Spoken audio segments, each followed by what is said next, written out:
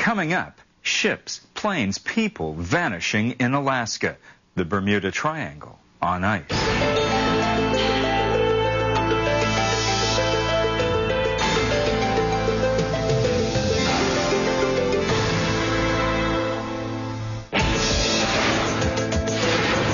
With alarming frequency, people are going MIA, missing in Alaska.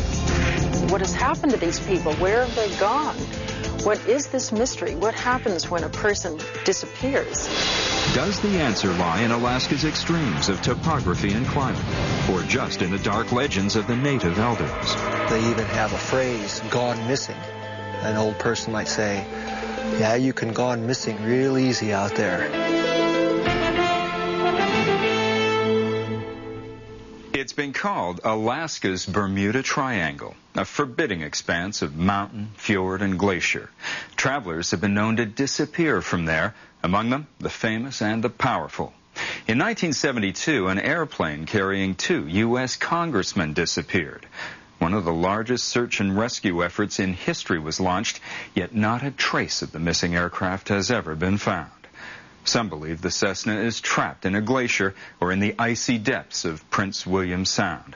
A few speculate that the federal government is somehow implicated in the disappearance.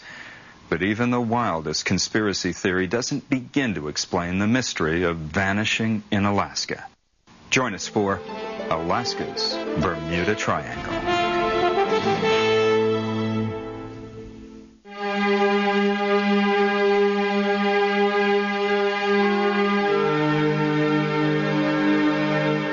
So tall and wide, it seems to mirror infinity. Alaska. It's a place beyond time and space, and you might as well try and imagine the distance between us and the nearest galaxy. And in fact, you have constellations of mountains and lakes and tundra and rivers going off to the horizon. And you get to that horizon, and there's another landscape beyond that. And you can keep going and going and going. And that's Alaska. People often disappear into this immensity, never to be heard from again. It's a fact of life in Alaska that natives have known for centuries. The Inupiaq Eskimos have a phrase for someone who disappears out in the country. They say that he's gone missing, and they speak of it that way anytime someone doesn't return. They say that so-and-so gone missing. Oh, Harry Glynn, I guess it was 5 years ago, he gone missing. And that explains everything.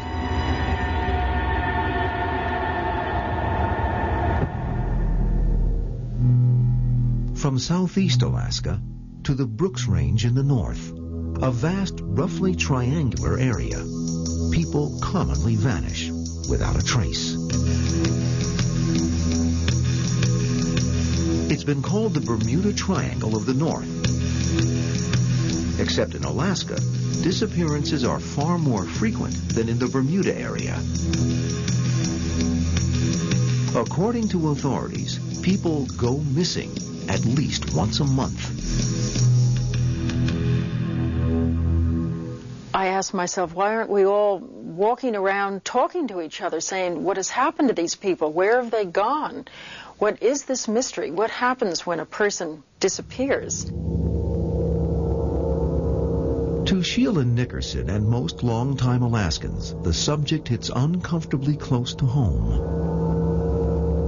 I was drawn into the story of the disappearance of Kent Roth in the spring of 1992 because he had been a colleague of mine at the Department of Fish and Game.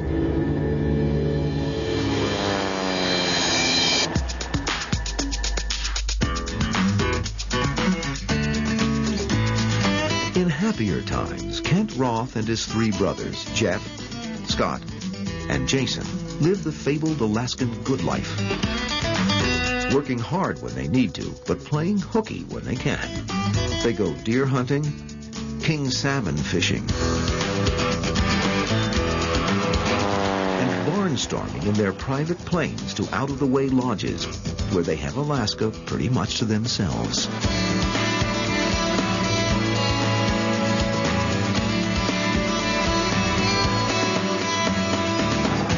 We loved doing anything and everything that had to do with living in Alaska, whether it was flying or fishing or hunting, skiing, just being in the outdoors. And naturally that led us each step to something that involved airplanes.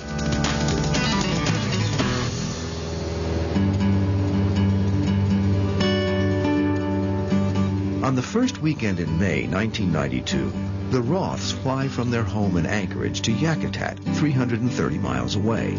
It's a family ritual timed to the spring run of steelhead trout. This was a particularly important trip. My brother Scott had lost his eye in an accident about a year before. And a lot of what we were doing for the past year was to do all the things that we'd always done, because he wanted to still do them and make sure he still could.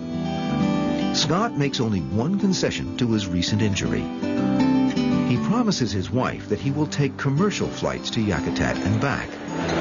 The other Roth brothers, along with 3 close friends, travel in a pair of small airplanes. The outbound flights are uneventful.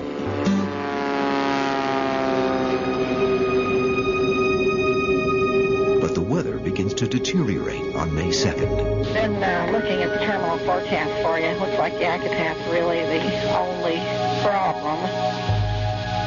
As a precaution, Jason Roth and a friend decide to get a head start back home.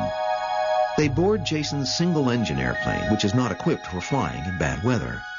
The second aircraft is a twin-engine Cessna 340. The plane and its pilot, Jeff Roth, are checked out for all-weather flying. So Jeff and the 4 other men decide to squeeze in one more morning of world-class steelhead fishing. Jason, meanwhile, flies out of the storm into what Alaskan pilots call bluebird weather. 3 hours fuel, 2 hours en route. At 6 p.m., the others take off in the second plane, bound for home, where a warm reception awaits them. Pilot's name, Jeff Roth.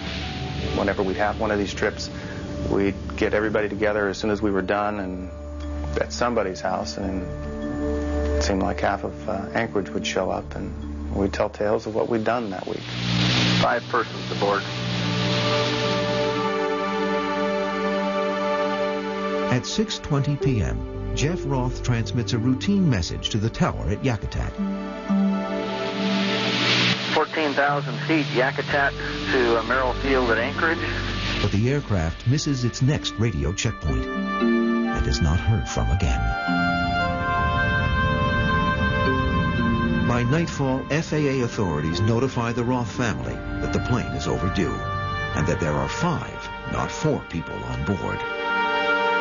They presume that Scott Roth is also on the plane. His agreement on this flight was he was going commercial.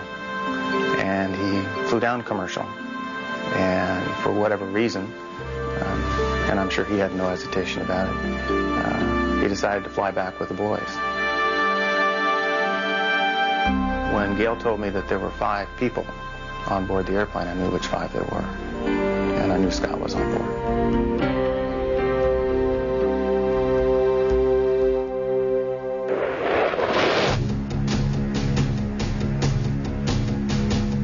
Morning, a search operation is mounted for the missing plane. To Alaskans, it is an all-too-familiar scenario.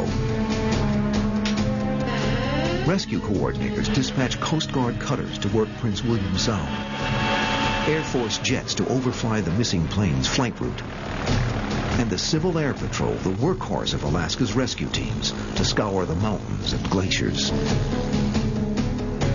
The crews go out and fly grids. A grid may be a straight line back and forth with a quarter of a mile on each side, or they may fly around a mountain, contour search up and down mountains and through valleys. But the object is to cover every piece of land that we can, looking for whatever we're looking for.